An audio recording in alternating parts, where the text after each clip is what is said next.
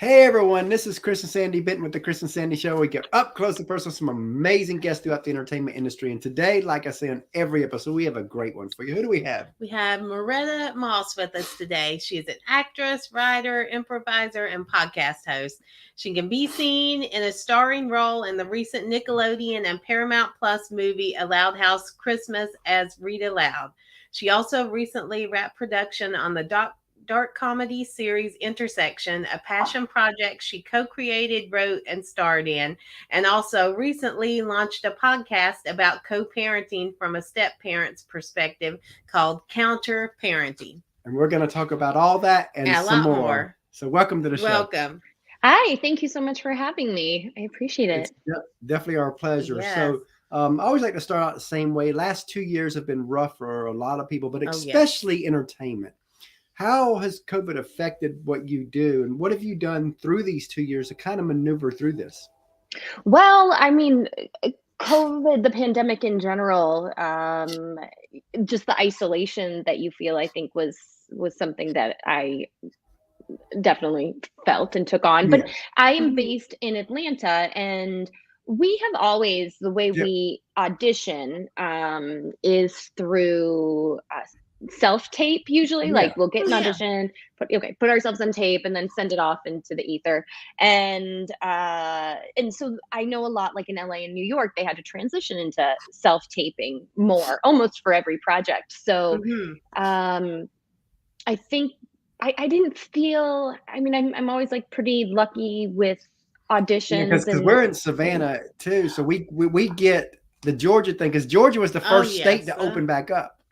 Yeah, I mean, we already had like such a bustling like film and TV. Everyone was worried like it was going to like kind of really take a big hit because people were just going to stay in LA, and that's not what happened. I mean, we have just been bustling. I almost think more opportunities have opened up because they want more local hires, so there's not a COVID risk with like testing and stuff. That makes sense.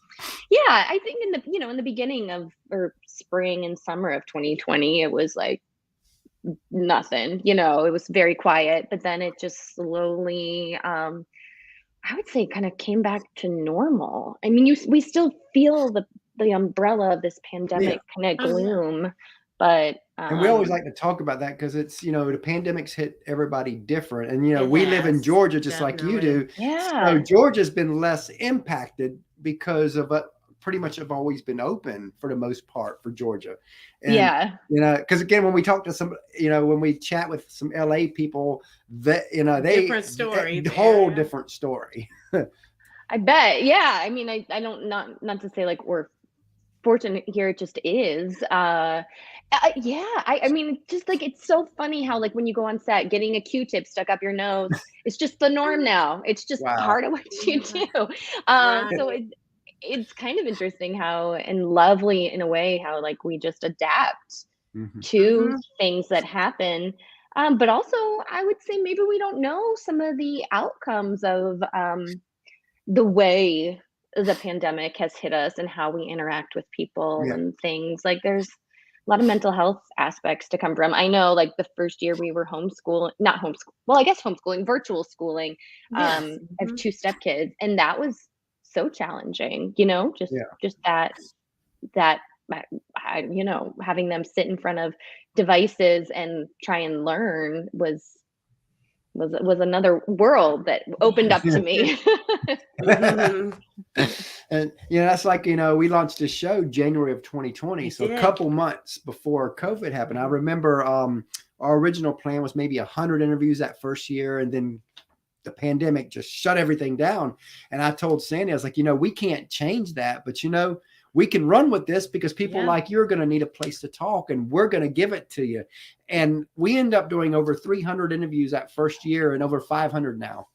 Oh my gosh, congratulations. I didn't realize, I know that you have so many, but I didn't realize it was a 2020 start. Yes. Wow, congratulations. Yeah, we just crossed the 2-year mark in January, and we had over 500 interviews at that point.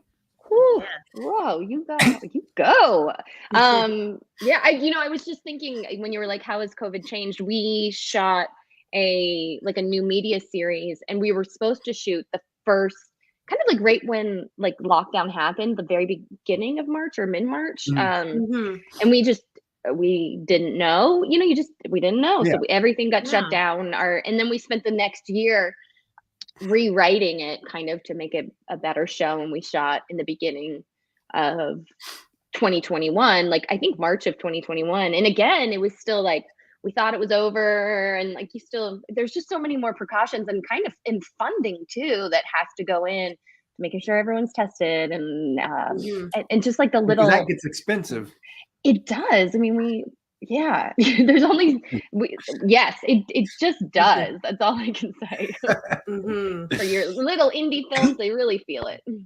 Yeah. So, a lot of people would ask, when did you know you wanted to become an actress? But I always like to go deeper than that. When did it click that the entertainment world could be a career for you?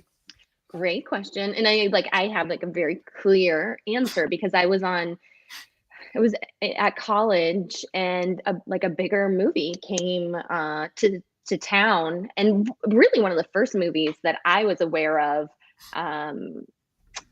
living in around Atlanta, and it was a road trip, and Todd Phillips, who's now like a huge director, directed it, and that was like a pretty big movie too for the time. But I remember just walking out onto the quad and this movie being made, and just hundreds of people all working together, just like huge lights, like making it look more sunny than it is. And like, it blew my mind that like this was movie making. And also it was right in front of me, because I had never had that experience. Movies were always like, and TV just on the other side of that flat screen. It was never tangible.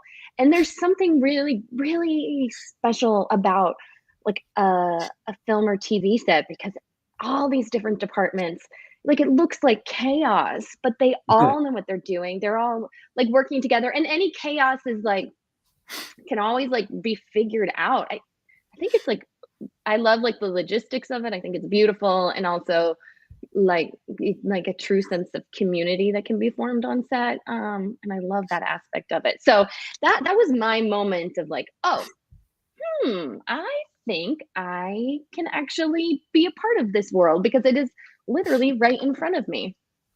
And what's great is, Atlanta is one of them hubs, like, I mean, not as much as LA, but it's like got its own little thing going on too. Oh, yeah. So you're like right there.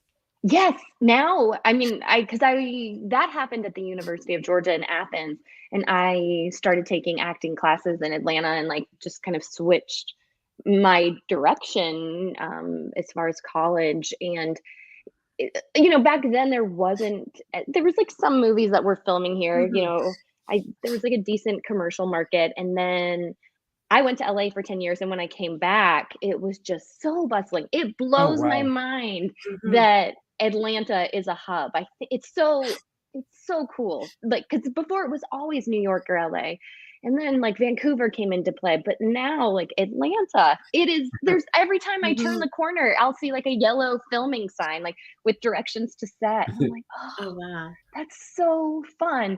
And I filmed The Glorias in Savannah, which was an amazing experience. Yeah. I mean, like I remember like I worked on set with Julianne Moore, like, well, actually I didn't work. I was on set, like waiting to work, and like timing wise, it didn't work out. And then I like went to go pick up dinner, and I into a cafe, and then Julianne Moore was there getting food to go too. And I was like, oh my gosh, this is so cool. And this is Savannah, and it was just a magical experience. Wow. Awesome. That's like for us, we're next spring planning on moving out to Nashville, and Nashville's become its own little hub. People think of it as country music, which it is a lot. Oh, yes. But it's so much more than that now. It is. I didn't realize, and I believe this is true, that it's the #1 bachelorette destination, which is more than Las Vegas, I think, which I always like think of as bachelorette parties. But they call them the Woo Girls. Oh yes. Yes, all the party buses. There's so many there. Yeah. In fact, we're going back to visit April 19th there for a week. So, but yeah, I remember last year when we went 4 times, and the very first time we went, we got to experience all that from the party. Again, we got a few party things here, of course, here in Savannah, but it's nothing like Nashville. Nothing compared to Nashville. Nashville doesn't stop, you know? Yeah, full-time party mode there. Yeah, I went there. I mean, actually, for a bachelorette party, maybe like 4 years ago, and it was just kicking then. It's so big, so many like little pocket neighborhoods too. It's a great town. It is. Oh. And one thing I've noticed about Nashville too that you don't see in a lot of places is a lot of the homes there. Now, maybe not your brand new homes, but a lot of the neighborhoods, they have a little bit of land almost with every home. They do. There's a lot of that, you know, whereas you get a lot of neighborhoods in other places you go and you're like, man, I don't want to be like couldn't up, you know, right next to somebody. If I'm going to pay $500,000 for a house, I don't want it to be on top of another house. Yeah. That's great. Especially when you're in like a more like city center to have that land. That is very dreamy because I love a good backyard. I love the land. I love privacy, but I also like being able to like hop down the street to my improv theater and things like that. Because when we go visit Nashville, we stay usually by the airport. I mean, we drive there. Of course, it's not that far. It's 7 hours, but we usually stay around the airport and all that because we're usually about 10 minutes from downtown. Nice. Now, are you guys doing it just for a change of pace, or what is the pull? Probably a little bit of everything. You know, I've been in Savannah since 14. I'm 50 now, so you know I'm ready for a change. And we want to change to a bigger city because you know Savannah's limited with what you can do here. And you know when we first launched this show, it was a country music up and coming country music show because a lot of our contacts was in Nashville.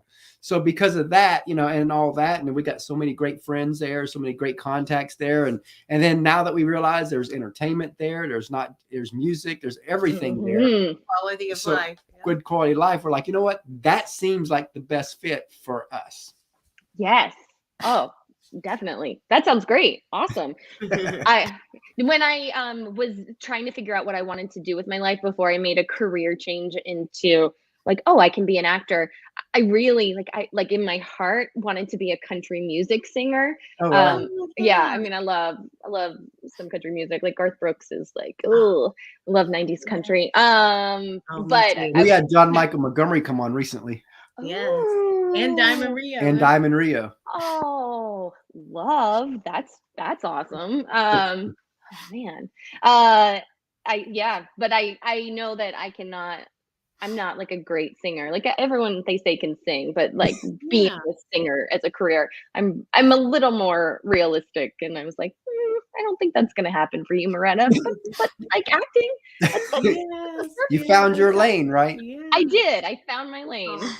And speaking of finding your lane, as you know, a lot of people, they see the glory in what you do, but they don't see the grind, the sacrifice, the tears, the struggles it takes to get to not just the top levels, but even a career level within entertainment. And I always want to talk about that side of it because I think a lot of people kind of gloss over this, sugarcoat it, and they think if you got the talent, you'll make it. But we both know that's just far from the truth. There's so many talented people that never make it. It's so much work, so much sacrifice. So tell us a little bit about the sacrifices and struggles you've had to go through even to get to where you are today. Yeah, I think it's like for me, mostly it's been like mentally, like getting over, like you get used to the rejection and it, you know, like I say everyone, like actors, they want to be seen, they want to be recognized for their work.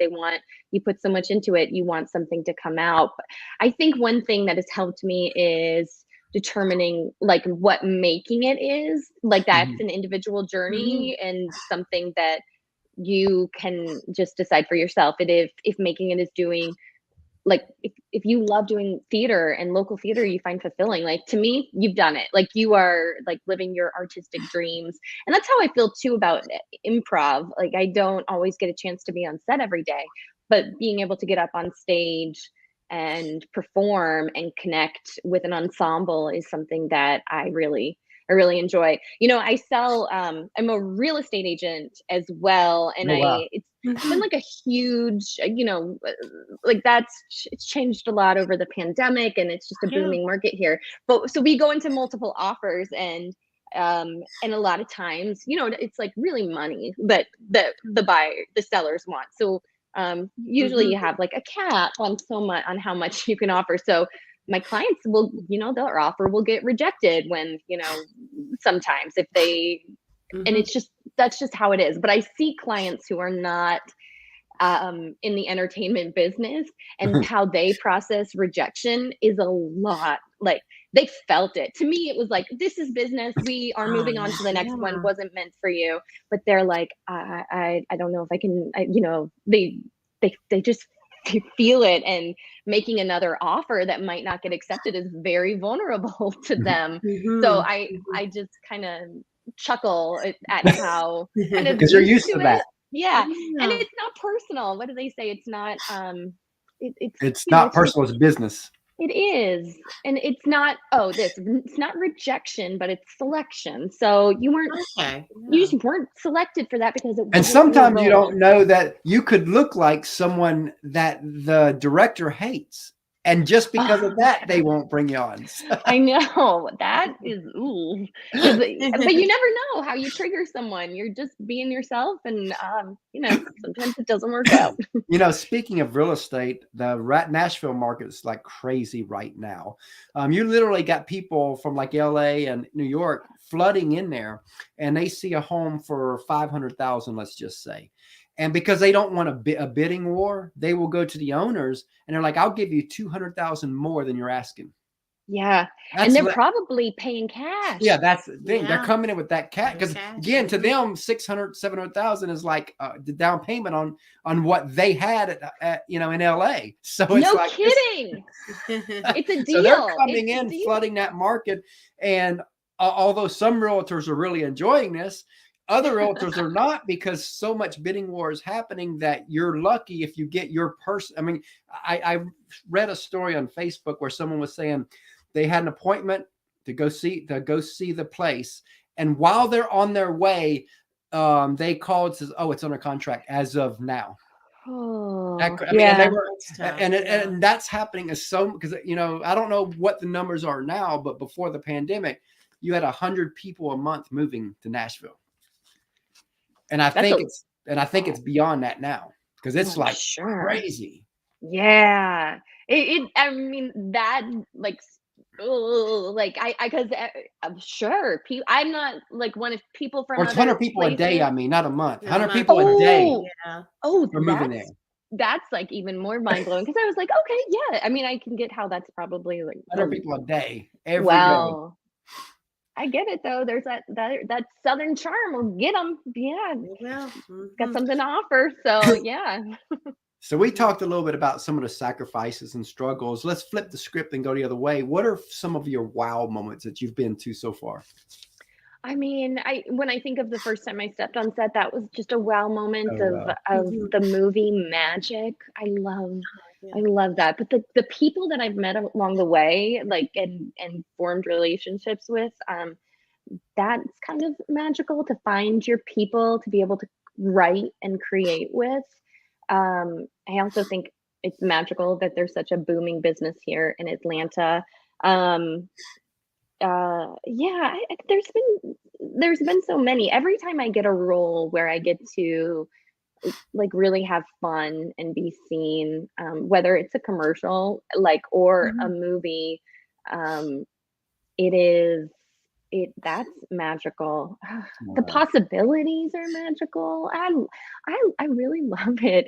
It's like, and I try and not have it like a struggle, but like just have it just be like easeful, because it really is like art and artists and actors and creators. Like you're like contributing to the world in some way, like hopefully positively when you follow especially your since dream. the pandemic, because people need that escape right now. Yeah. I love like getting invested in a TV show. There's just so many more like resources for connecting with people, like your show. Like it's really a blessing in disguise. I don't know if that's the right thing to say, but it's really lovely that like things can come out of what they can come out of. Yeah. Right. So tell us about your podcast. What brought that on? So it's called the Counter Parenting Podcast. It's a work in progress, I say, because but I am a stepmother, and I Mhm. have had like stepping into that role. I kind of was like, wait, I didn't think it was that big of a deal, and I maybe in the scope of a family, it's not. But I a lot of times find myself Yeah, sitting. blended families are tough. Yeah, and they're so common. It is just Oh, yes, they are. I mean, with it just is. It's a part of like it's just a part of society now, and I didn't find the resources I needed to make myself feel like I don't know what the word is, but like valid or just like an actual part of Yeah. a Mhm. family, even though I was, but you don't. I mean, like I don't have like there's communication, but what I think is best for the children, it might be considered, it might be taken, but it's not my decision. So how do you I don't know, when you're co-parenting with someone in another house, it just brings its own set of challenges. And then you got to So figure out who has the right to discipline in different ways, because with step kids it's so different, so then you got to have those rules and all of that, and there's just so much to it. there is so much to it, and these like children are like go from house to house, and the rules are different, and they're Mhm. still like these young developing minds, and how do they handle this? It's challenging. So I guess I wanted to speak to experts and make sure that I wasn't like being more like causing any additional trauma in anyone's life. So that was that. So I started that way, doing an interview show with experts like divorce lawyers, like a psychologist, and now I am in the process of transferring into having it be more of like a comedy show about wow. step Oh, okay. parenting. Yeah. I think I've like realized. I think hearing other people's stories might be more like what I'm looking for, Yeah. because I think I got like the interviews were great, but they also were like they weren't as I realized that it's such a long game, Yeah.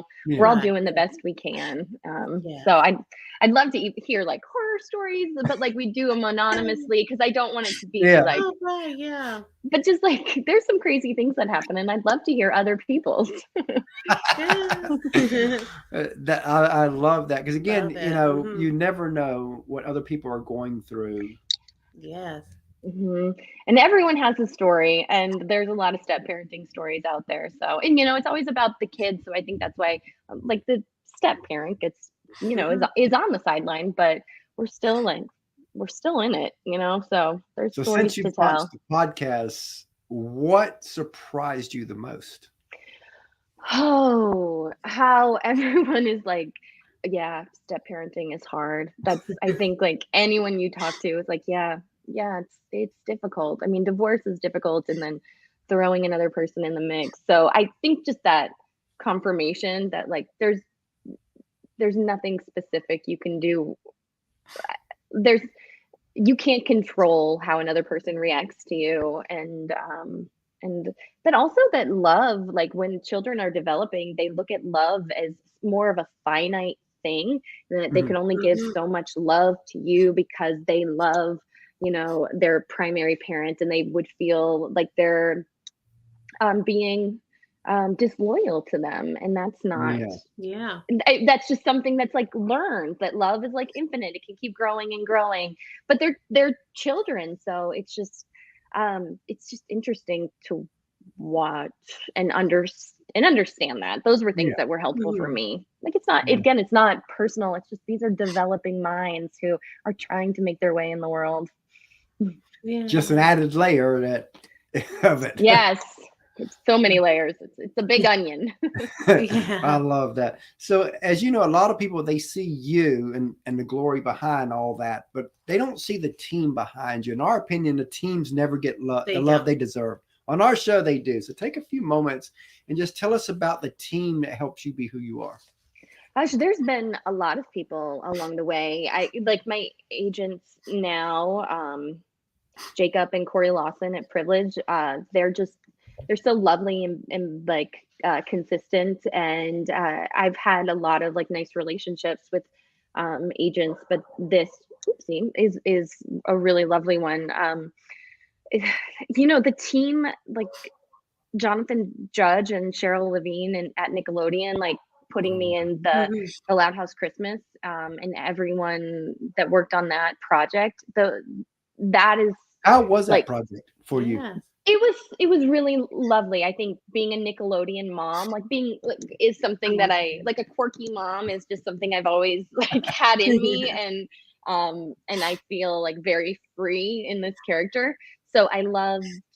It was great, and there was actually 12 like primary kids or young actors, because some were older and younger. But I mean, that was a lot of people on set, a lot of energy, and it was so fun, because we were a family in the show, but it's also a family out. Like, we felt like such a bond and a connection. I mean, we filmed during COVID. We were all like going through it sometimes.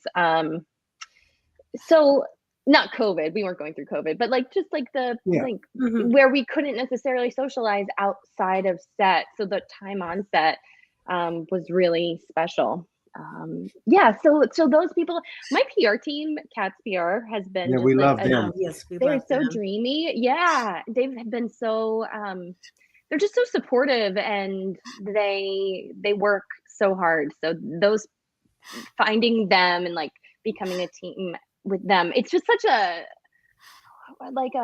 and they're very supportive of our show, so we love them. They have been very supportive of our show. Love that. I mean, it's so great that we get an outlet, and that you all they're kind of a part of your team now too, in a way. Yeah, absolutely. Because they help keep us stay afloat. While we've got several PR companies from LA, several PR companies from Nashville, from New York, Miami, that keep feeding us people, so it keeps our show going.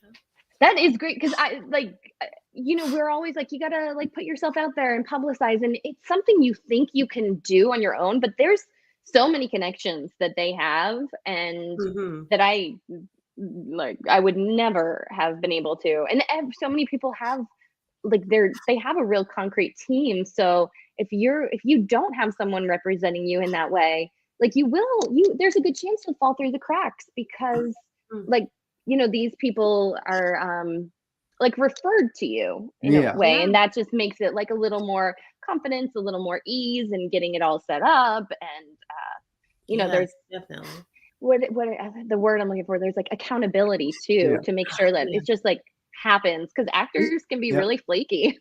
You know what's funny about that, talking about accountability and all that? I remember when we first launched this show, I didn't want to deal with PR companies. I thought if I'm friends with somebody, why can't I just invite them on the show? I didn't understand the process and all that.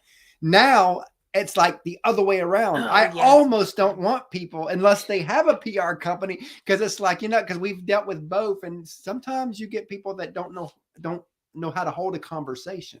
Don't have a PR, because PR company teaches people how to do all that. And it's like so we get better guests by going through PR companies. So now I treasure our PR contacts. Yes. Yeah. Relationships are so important, because I didn't know back then. Right.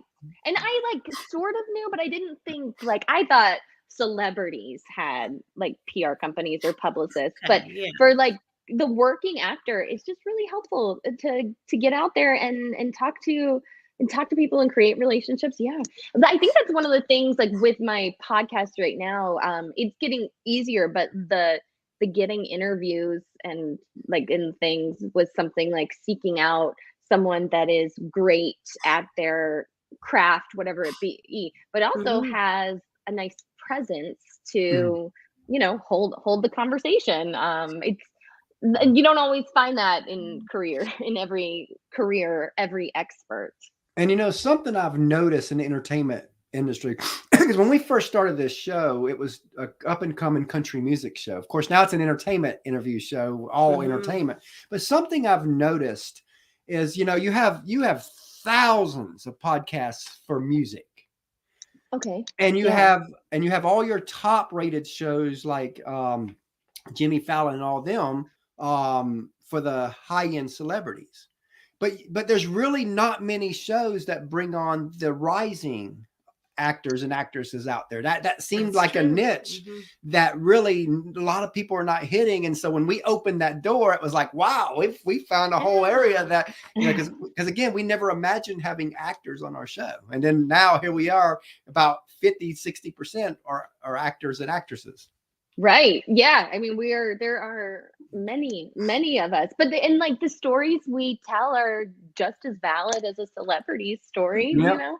So yeah, I think that's great. Who would have thought, and that like just the entertainment crossover too. I think we cause we saw a lot of country music people. Maybe I wasn't like watching the show all the time, but in Nashville, I mean, like just people would cross over into that TV world and things. So yep, a lot did. So again, COVID was kind of the thing. Is what had happened was in August of 2020, we did 44 interviews that month alone. Wow. And in September, all of a sudden, a lot of people were starting to get gigs again. Things were starting to open back up and all that.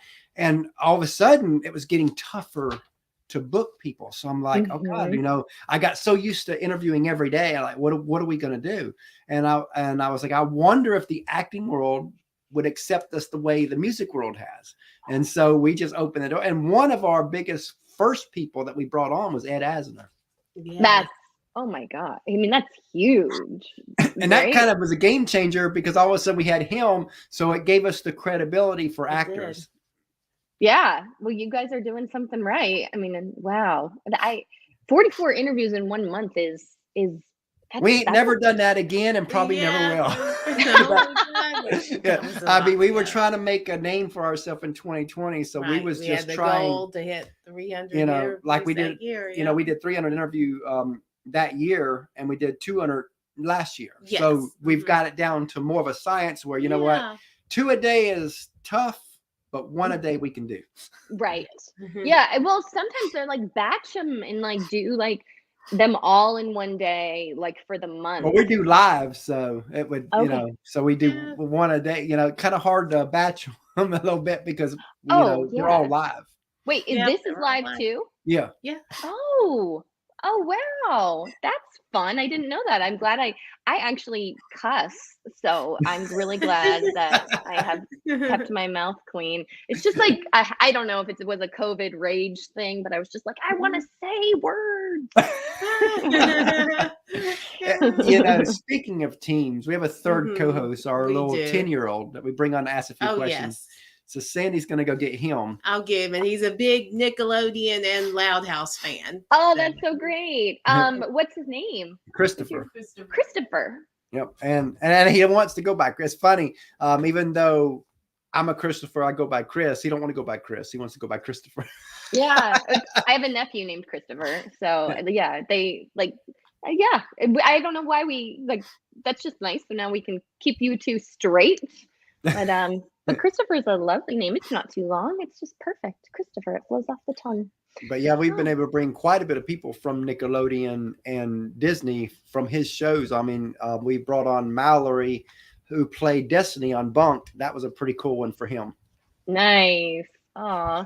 And oh, hi. Hi, Muretta. So what's your favorite food? My favorite food, watermelon. I think I love watermelon. Oh, I could eat a watermelon, a whole watermelon in a day, and that is actually true. Because what's yours? My favorite food's pizza.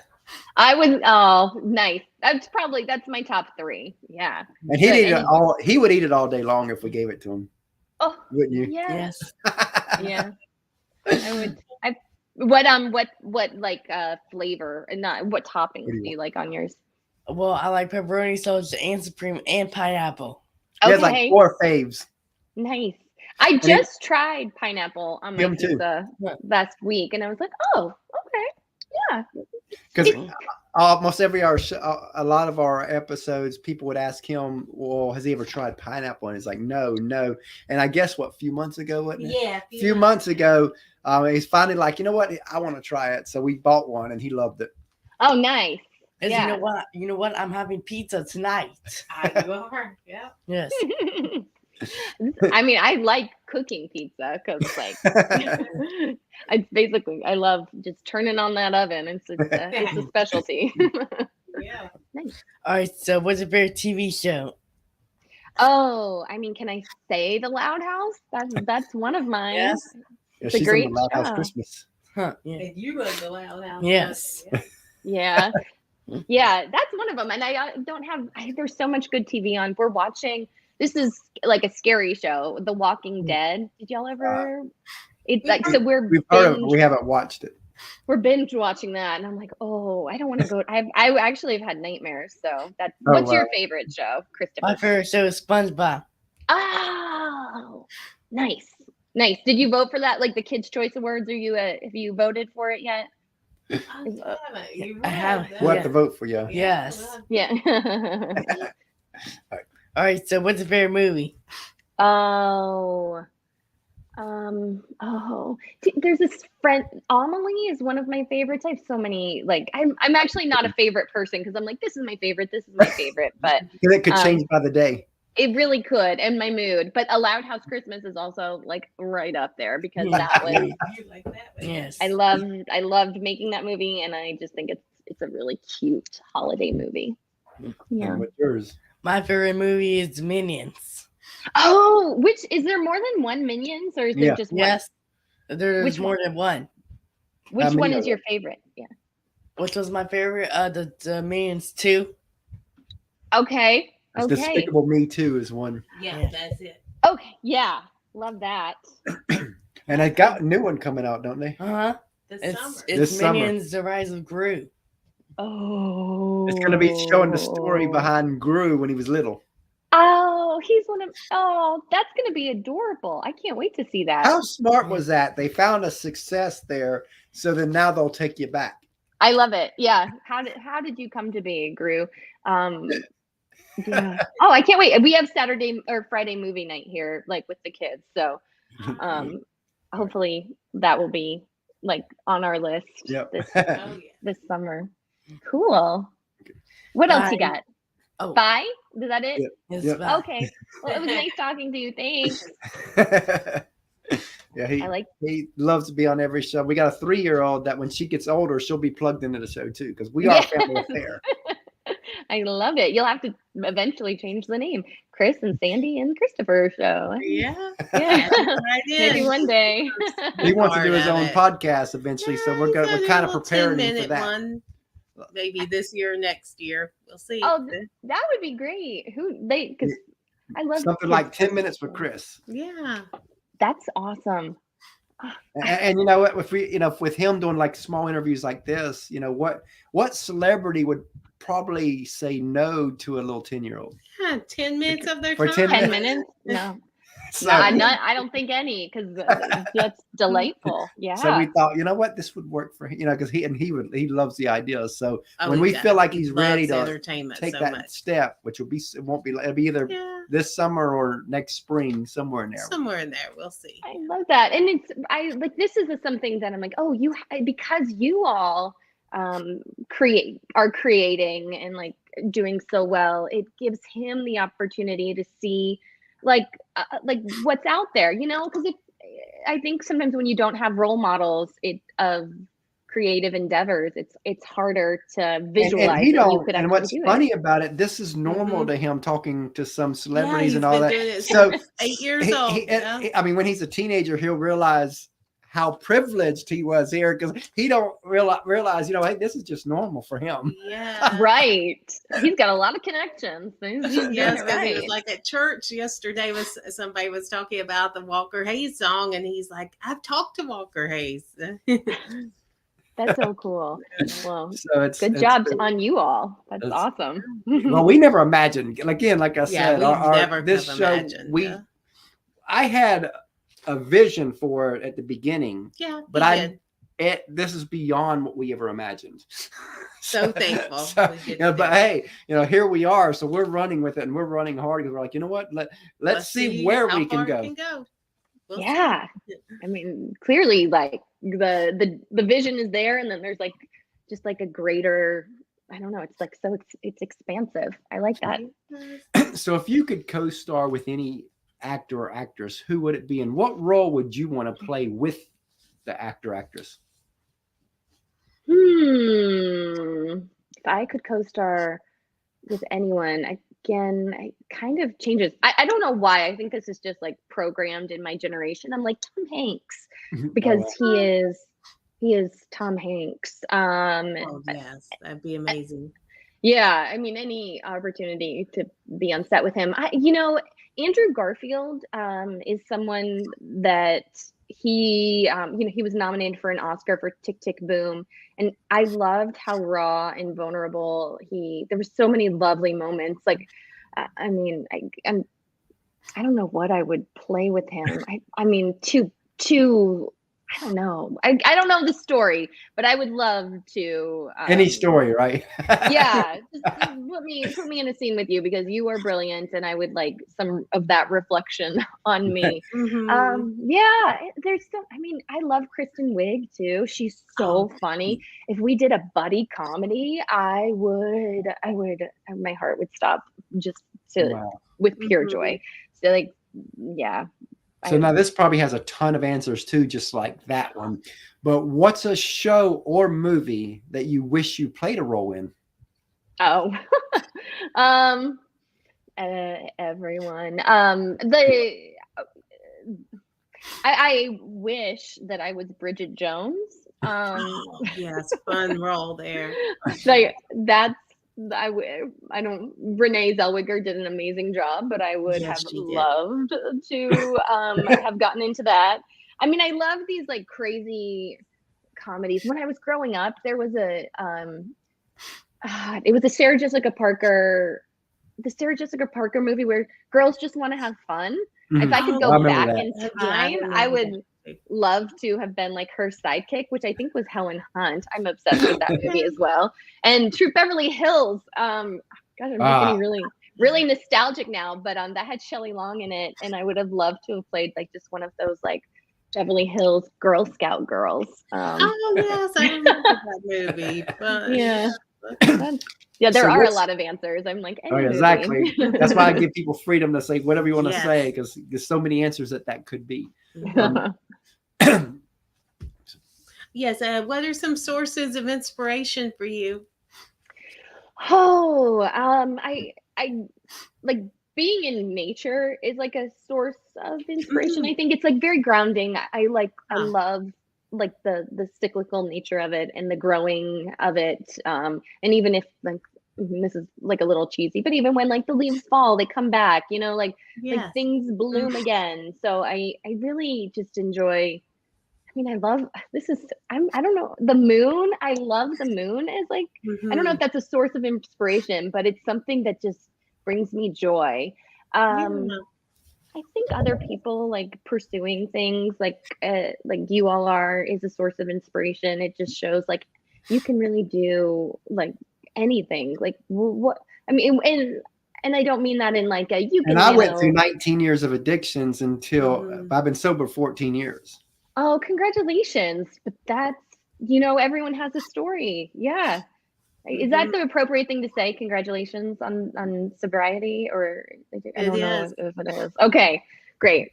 But like, I see that and I applaud that because it's every. And she was a big part because first 5 years of our marriage was really hectic on her because of the addictions. But God really knew what he was doing when he connected us, because she was like, never nagged me, never put me down. She loved me in spite of the addictions, through the addictions. And, sometimes people would ask or would say, well, she allowed you to walk over her. And I'm like, you don't understand. She allowed me to experience God's pure love through her. And because of that, I'm here today to be able to talk about it. Yeah, that's beautiful. Oh, thanks for sharing. But like that, like love is transformative. And like they say, love is blind, and she was blind to my bad spots. But loved you through them. That's a beautiful story. I would watch that story on TV too. So we've got a friend of ours that actually told us when we get our book done that she wants to pitch it. We're working on a book about our story. Hopefully we'll get done this year. So. Oh, that's great. I think it's a story that needs to be shared. There's a lot of people that can relate to that. And 5 years is not a short time. I mean, that's like Yeah, see, because I'm it was rough. It was, you know, and there were times she wanted to leave, of course, but she didn't.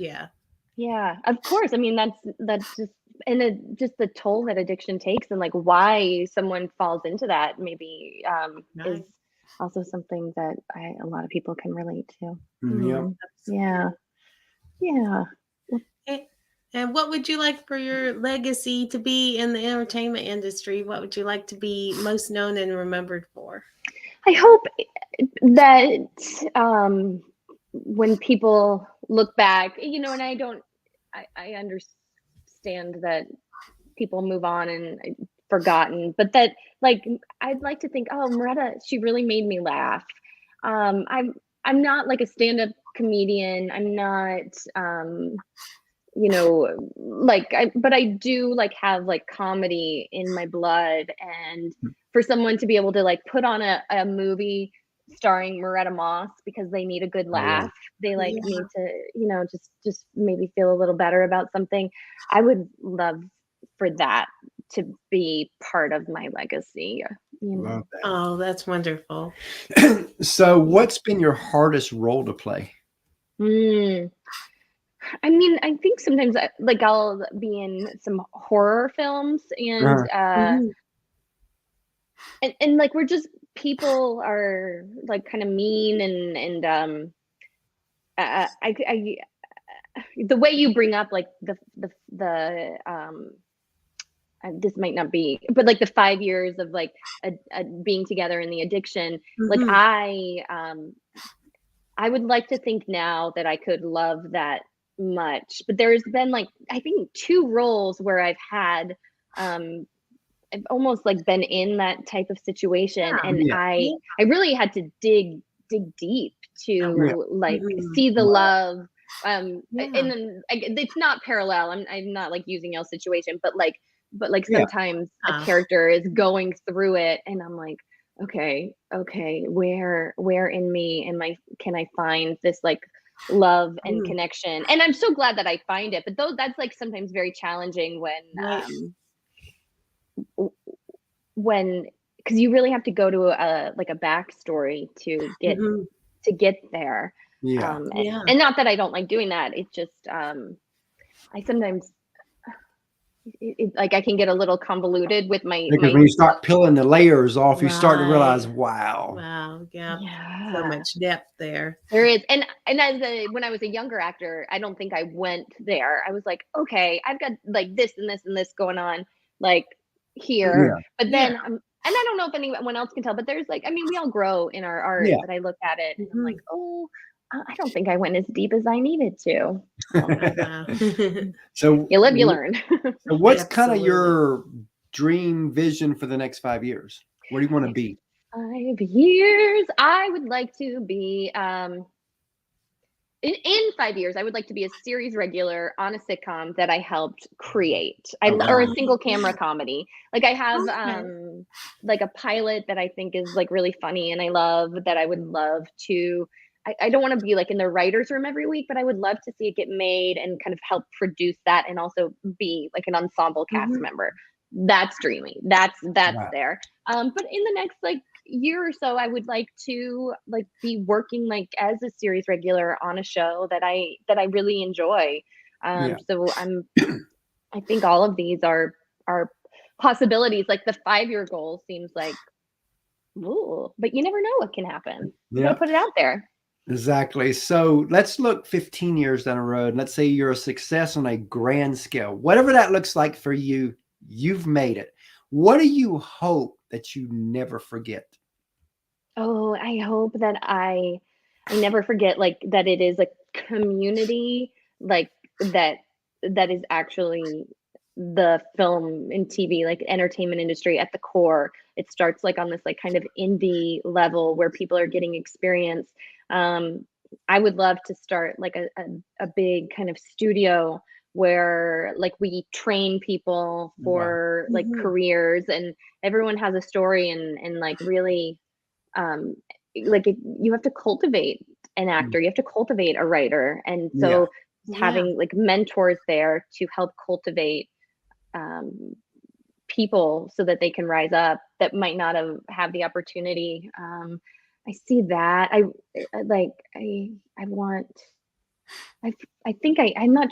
got so caught up in that, like 15 years, like never forget. I also also don't want to forget that, like, in a part of it, none of like fame and stuff isn't real. Like, I know it is, but it also isn't. It also isn't. It's just a thing. So I want to allow myself to be seen, but I also don't want to get caught up in what I think that means to me as a person. I would still just be a person. Like, I still always want to get like groceries, I want to have,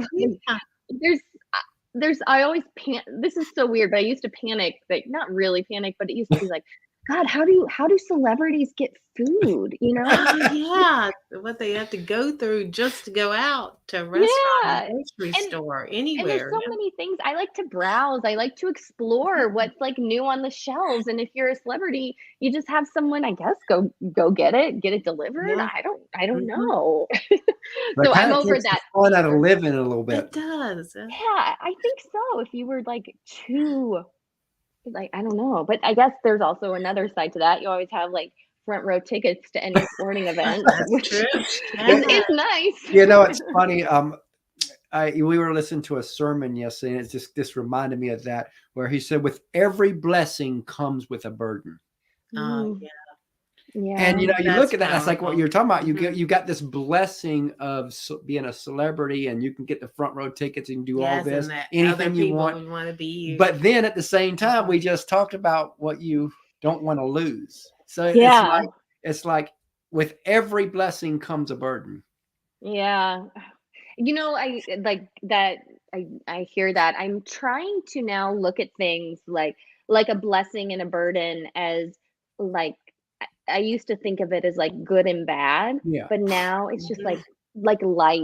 Like this is just life. I don't have to judge and like the two cups that may be full. Like, I'm just they go together, and it's just part of life. That's like March 1st, my dad passed away, and March 2nd, our son got baptized. So it's like we were like really mixed emotions that week, because it's like you want to be happy, but at some you're so it's like you said, they just go together. They do. Oh, I'm so sorry for your loss, though. It was this year. I mean, wow, that's painful. So we're having to deal with all that right now too.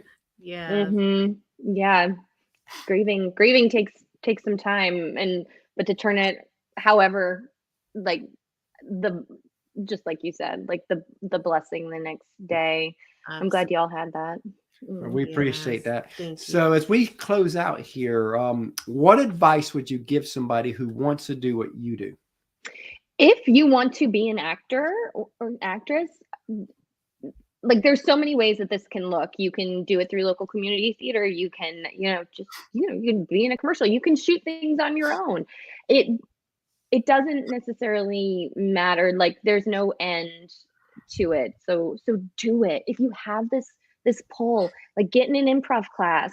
There's so many, like, especially right now, resources online that you can like kind of, you can learn, like, just taking a master class, or like at a university, take script like writing lessons. And it's kind of amazing, all the resources we have. So my advice is, if you feel that pull, that ping, I feel like that's a calling, whether it's a career or just an extracurricular activity, or it's just a moment.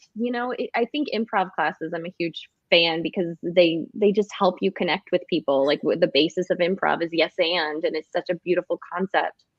So I just say, just go for it. Like, fame is fleeting, and it's a long journey, but art is very accessible if you just look for it.